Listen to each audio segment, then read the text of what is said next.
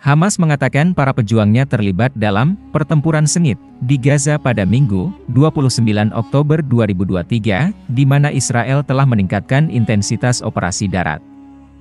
Hal itu terjadi seiring dengan makin banyaknya seruan untuk mengirimkan bantuan ke wilayah Palestina setelah berminggu-minggu pengepungan dan pengeboman. Para pemimpin dunia menggarisbawahi pentingnya meningkatkan bantuan ke wilayah yang dikuasai Hamas dan para pengunjuk rasa di seluruh dunia berunjuk rasa untuk gencatan senjata setelah perdana. Menteri Israel Benyamin Netanyahu menguatkan negaranya untuk menghadapi perang yang panjang dan sulit. Meskipun ada seruan untuk gencatan senjata kemanusiaan, kemarahan internasional, dan potensi risiko sandera di Gaza, Israel telah meningkatkan perang yang dipicu oleh serangan Hamas yang belum pernah terjadi sebelumnya. Dilansir AFP, militan Hamas menyerbu perbatasan Gaza pada 7 Oktober dalam serangan paling mematikan dalam sejarah Israel, menewaskan 400 orang, sebagian besar warga sipil, dan menculik 239 lainnya termasuk banyak pekerja migran, menurut angka terbaru yang diberikan Minggu oleh juru bicara militer Daniel Hagari. Kementerian Kesehatan yang dikelola Hamas di Gaza mengatakan serangan balasan Israel telah menewaskan lebih dari 8.000 orang, sebagian besar warga sipil dan setengah dari mereka adalah anak-anak. Kepanikan dan ketakutan meningkat di wilayah Palestina, tempat PBB mengatakan lebih dari separuh dari 2,4 juta penduduknya mengungsi dan ribuan bangunan hancur. Sayap bersenjata Hamas, Brigade Ezzedine Al-Qassam, mengatakan pada Minggu bahwa para pejuangnya terlibat dalam pertempuran sengit dengan pasukan pendudukan Israel yang menyerang di barat laut Gaza. Di sisi lain, tentara Israel mengatakan tahap baru perang dimulai dengan serangan darat sejak Jumat malam, sebuah peningkatan dari 2 operasi singkat pada awal pekan ini.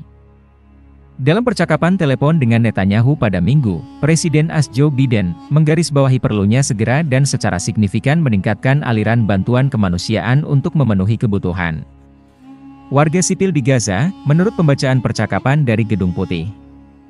Dalam pembicaraan terpisah dengan Presiden Abdel Fattah al-Sisi dari Mesir, yang berbatasan dengan Gaza di selatan, kedua pemimpin berkomitmen untuk mempercepat dan meningkatkan bantuan secara signifikan, kata Gedung Putih. Sekjen PBB Antonio Guterres mengatakan situasinya makin menyedihkan dari waktu ke waktu, karena jumlah korban meningkat dan persediaan makanan, air, obat-obatan, dan tempat berlindung semakin berkurang.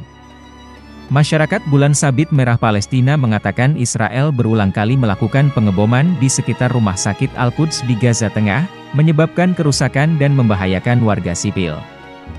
Mohamed Al-Talmas, yang berlindung di rumah sakit terbesar di Gaza, Shifa, mengatakan tanah berguncang dengan serangan intensif Israel. Tidak ada yang tahu dari mana serangan itu datang, utara, selatan, timur atau barat. Badan PBB untuk Pengungsi Palestina, UNRWA, mengatakan ribuan orang masuk ke beberapa gudang dan pusat distribusi di Gaza, mengambil barang-barang pokok seperti tepung dan perlengkapan kebersihan. Ini adalah tanda yang mengkhawatirkan bahwa ketertiban sipil mulai rusak, katanya. Seorang pejabat pemerintah AS, yang berbicara tanpa mau disebutkan namanya, mengatakan sebelumnya bahwa Israel berkomitmen untuk mengizinkan 100 truk bantuan masuk ke Gaza setiap hari, jumlah yang menurut PBB diperlukan untuk memenuhi kebutuhan paling mendasar. Pada Minggu, militer Israel mengatakan mereka telah menyerang ratusan sasaran Hamas dan meningkatkan pasukan daratnya di Gaza. Juru bicara militer Hagari bersumpah akan mengejar pemimpin Hamas di Gaza, Yahya Sinwar. Tentara mengatakan pasukannya telah menghadapi militan yang muncul dari sebuah terowongan di utara Gaza, menyoroti tantangan jaringan bawah tanah Hamas yang luas terhadap operasi darat Israel. Dalam pidato yang disiarkan televisi larut malam pada Sabtu, Netanyahu mengumumkan perang tahap kedua untuk membasmi Hamas, faksi Islam Palestina yang telah memerintah Gaza sejak 2007. Komunikasi terputus di Gaza setelah Israel memutus jalur internet menjelang intensifikasi operasinya, meskipun konektivitas secara bertahap kembali normal pada hari Minggu. Beban ada pada Israel untuk membedakan antara militan dan warga sipil tak berdosa di Gaza, kata penasihat keamanan nasional AS Jake Sullivan kepada CNN.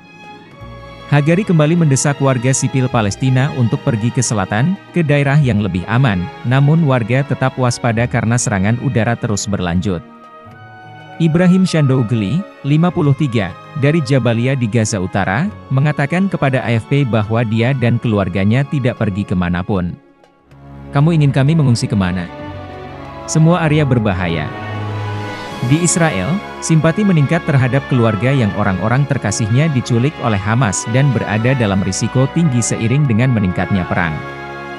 Hamas telah membebaskan 4 sandera, namun minggu ini mengatakan, hampir 50, telah terbunuh oleh serangan Israel, sebuah klaim yang sulit diverifikasi.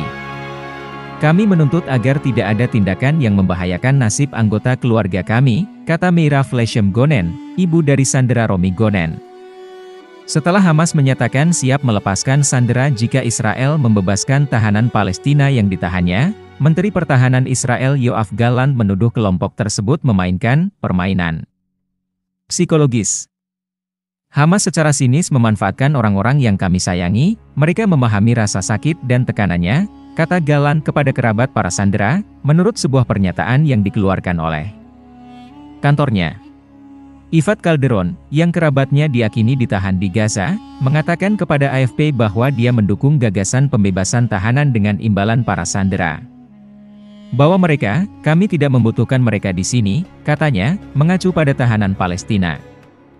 Operasi darat tersebut telah meningkatkan kekhawatiran bahwa musuh-musuh Israel lainnya, pasukan, poros perlawanan, sekutu Iran di Lebanon, Suriah, Irak dan Yaman, dapat ikut serta dalam konflik tersebut.